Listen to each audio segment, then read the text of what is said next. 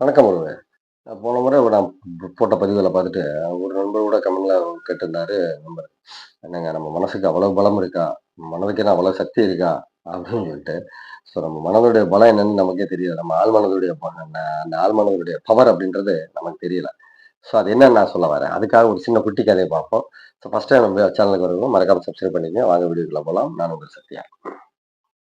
போன தடவ நான் ஒரு குட்டி கதை ஒண்ணு சொல்லியிருந்தேன் இல்லைங்களா? இந்த யானைக்கு கால்ல சங்கிலி குட்டி யானையில சங்கிலிய கட்டில போட்டுருப்பாங்க. ஸோ, அதனால அது அப்படியே நம்பிரும். வளர்ந்ததுக்கு அப்புறமா அந்த இடத்த விட்டு அது போகாது அப்படின்னு சொல்லிட்டு. ஸோ, அது அஞ்சறிவு உள்ளது தானே. அதுக்கு சரி, ஆறறிவுள்ள நமக்கு அது சரியா வருமா? அப்படிங்கிற மாரி ஒருத்தர் சொல்லியிருந்தாங்க. கேட்டிருந்தாரு. ஸோ, நான் என்ன சொல்றேன், அது வே அ அது இந்த ஒரு சின்ன குட்டி கதைய பார்ப்போம். அதாவது ஒரு கொஞ்சம் வயசு பிள்ள. அது பாவம் நோய்வாய்ப்பட்டது. அது வந்து பார்த்தீங்கன்னா, ரொம்ப ம மனதளவுல ரொம்ப உடைஞ்சு போயிருச்சு. நோய்வாய்ப்பட்டு பெட்ல கொண்டாந்து சேர்த்துறாங்க. ஆஸ்பத்திரியில படுத்திருக்குது. ஸோ, அதுக்கு கூட ஒரு நர்ஸ் ஒண்ணு அத பார்த்துக்கிட்டு இருக்குது.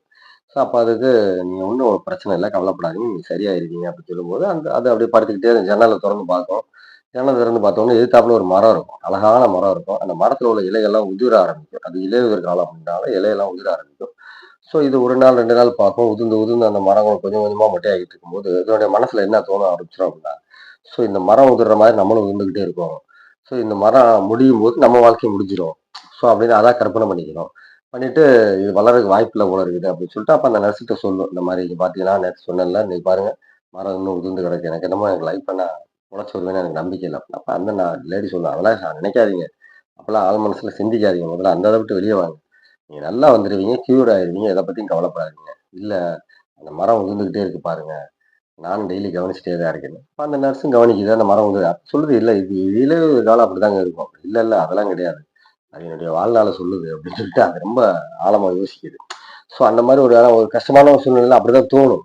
அந்த மாரி தோண ஆரம்பிச்சிருது. அப்ப இந்த என்னடா பண்றது? என்னடா பண்றதுன்னு போய் பார்த்துட்டு ஒரு வாரமா போயிட்டு இருக்கு. ட்ரீட்மெண்ட்டுக்கு மருத்துவம் சரியா வேலை செய்ய மாட்டேங்குது. அதுக்கு சரியான ஒரு முன்னேற்றமே இல்ல.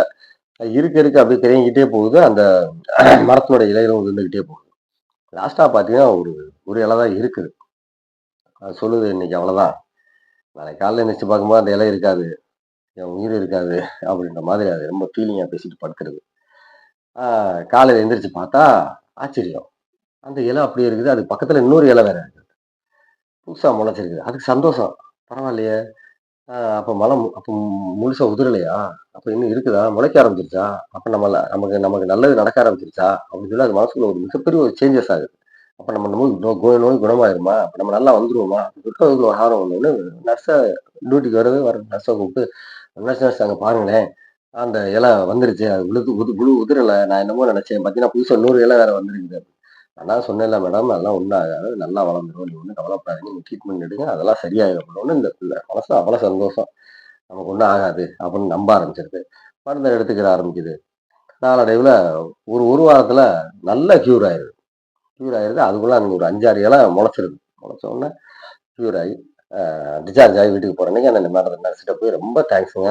நீங்க நம்பிக்கை ஊட்டும் வார்த்தையில சொன்னீங்க. அதோட அந்த மரம் எனக்கு சப்போர்ட் பண்ணுச்சு அப்படின்னு சொல்லிட்டு ரொம்ப சொல்லிட்டு அது போயிருது. போனதுக்கு அப்புறமா நீங்க டியூட்டி முடிஞ்சு போன நர்ஸ் அப்படி மெதுவா மரத்துக்கிட்ட போய் அந்த இலைய அப்படியே குடுக்குது. பார்த்தா அது வெறும் பேப்பர். இந்த நர்ஸ் தான் என்ன பண்ணும், சரி அந்த பிள்ளை மனச விட்டுறக்கூடாது அப்படின்றதுக்காண்டி, ஒரு நாளைக்கு இன்னும் ஒரு பேப்பர்ல அந்த இலை மாதிரியே செஞ்சு செஞ்சு அந்த பக்கத்துல ஒட்டி வச்சிரும். இது ஒரு நம்பிக்கைக்காக சொல்லக்கூடிய கதை. உண்மையிலேயே அந்த மனசு வந்து பார்த்தீங்கன்னா, நம்ம எத பார்க்குறோமோ அத பார்த்தோன்னே, நம்ம உள்ள ஒண்ண போட்டுட்டோம் அப்படின்னா, அது அப்படியே மரமா முளைக்க ஆரம்பிச்சுரும் அப்படியே. அப்புறம் அத எடுத்து கிளீன் பண்றது ரொம்ப சிரமமாயிரும்.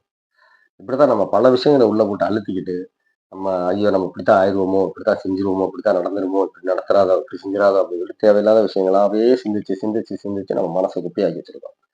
ஸோ இது அதுக்காகத்தான் சொல்ல வரேன். நம்ம மனசனுடைய சக்தி நமக்கே தெரியாது. நம்மளால முடியும் அப்படின்னா கண்டிப்பா முடியும். வயசெல்லாம் ஒரு காரணமே கிடையாது. வயசுக்கு அப்புறம் ஜெயிச்சவங்க நெறைய பேர் இருக்கிறாங்க. ஸோ நீங்க எந்த வயசா வேணாலும் இருக்கலாம். அது உதாரணம் நம்ம தமிழ்நாட்டுல எடுத்துக்கிட்டீங்கன்னா புரட்சித் தலைவர் எம்ஜிஆர சொல்லலாம். மிக அற்புதமான ஒரு நடிகர் அண்ட் முதலமைச்சர். மிகச்சிறந்த ஒரு வள்ளல்னே சொல்லலாம். அவரே பார்த்தீங்கன்னா 40 வயசுக்கு மேல தான் அவர் லைஃபே ஸ்டார்ட் ஆச்சு. அவர் பட்ட கஷ்டம்லாம் நீங்க முடிஞ்சா அந்த புத்தகத்த வாங்கி படிச்சு பாருங்க. வாத்தியார் அப்படின்ற புத்தகங்களெல்லாம் வாங்கி படிச்சு பாருங்க. அவர் பட்ட கஷ்டங்களெல்லாம் பார்த்தோம்னா, நம்ம பட்ட கஷ்டமா சாதாரணமா தெரியும் நமக்கு. ஸோ அதனால தான் சொல்ல வரேன். நம்ம மனதுக்கு அபாரமான ஒரு சக்தி உண்டு, ஒரு வலிமை உண்டு. நம்ம மனசுக்கு. அந்த மனசு வந்து நம்ம எத ஆசைப்படுறோமோ, அத நம்ம கையில கொண்டு வந்து குடுக்கும். அந்த பிரபஞ்சம். பட் ஆனா அதுக்கு நம்ம தயாரா இருக்கணும். அது குடுக்கும்போது நம்ம வாங்குறதுக்கு நம்ம தகுதி உயர்த்திக்கணும். அதனால தான் சொன்னேன் நானு. அந்த மாணவர்களுடைய வலிமையை நீங்க உணர்ந்துக்கங்க. அதுக்காக தான் இந்த பதிவு. நன்றி. மீண்டும் அடுத்த பதிவுல சந்திக்கலாம். வணக்கம்.